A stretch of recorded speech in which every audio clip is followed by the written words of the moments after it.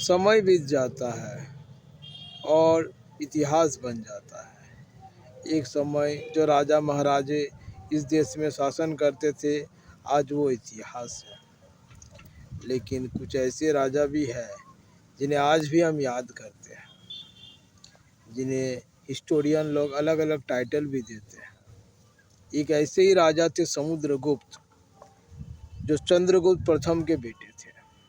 चंद्रगुप्त प्रथम ये गुप्त वंश के संस्थापक थे।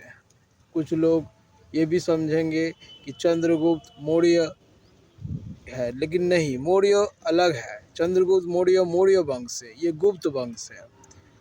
चंद्रगुप्त प्रथम का विवाह लिच्छवी राजकुमारी कुमार देवी से हुआ था और इन्हीं के पुत्र थे समुद्रगुप्त। ऐसे चंद्रगुप्त प्रथम के और भी पुत्र थे, लेकिन समुद्रगुप्त ही सबसे ज़्यादा स्ट्रॉन्ग, आर्ट के प्रति वफादार और विद्वान, कवि, सभी गुण इसमें मौजूद थे। इनके बारे में कहा जाता है कि समुद्रगुप्त ने 100 लड़ाइयाँ लड़ी थी, लेकिन 100 लड़ाई में इन्होंने कभी हार का सामना नहीं किया। इनका साम्राज्य उत्तर भारत का, संपूर्ण उत्तर भारत था और ये कुछ कुछ भाग दक्षिण के और पश्चिम के भी अधिकार किए थे, जिसमें राजस्थान, उड़ीसा आदि थे।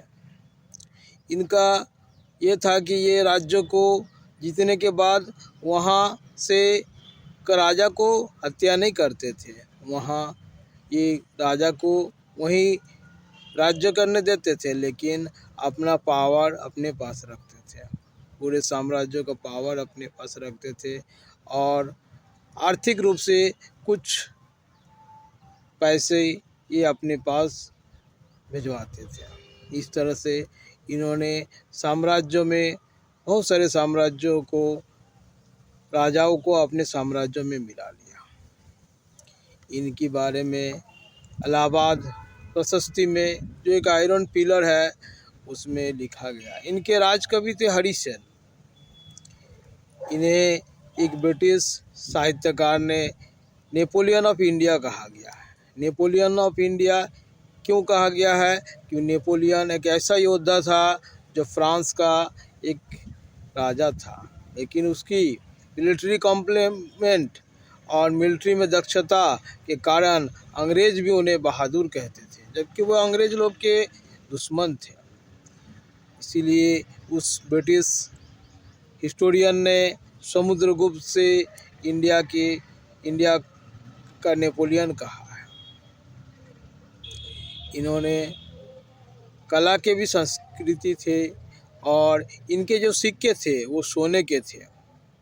ये अलग अलग सिक्कों में अलग अलग स्टैचू के रूप में इनके मूर्ति वर्तमान है। किसी में ये तीर धनुष लिए हैं तो किसी में बीना वादक के रूप में है।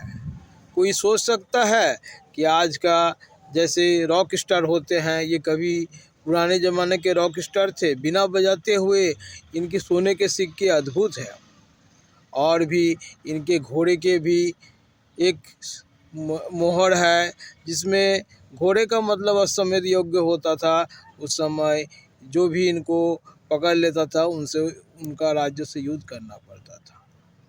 इसलिए इनके घोड़े को बहुत राज्यों में छोड़ा गया था। कुछ राज्य तो इनके अधीनता ऐसे ही स्वीकार कर लिए थे।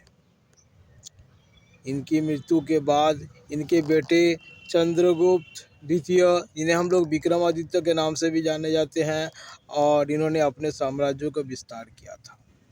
विक्रमादित्य ने मथुरा में एक पिलर है, वहाँ अपने पिता के बारे में लिखा है कि मेरे पिता का नाम चारों दिशाओं में व्याप्त है। ये राजाओं के राजा थे, महाराजाओं के महाराजा थे। सचमुच ऐसे राजा जिनके बारे में हमारे इतिहास में कम ही पढ़ाया जाता है, इनके बारे में हमें जानना चाहिए, हमारा ऐतिहासिक गौरव के बारे में जानना चाहिए।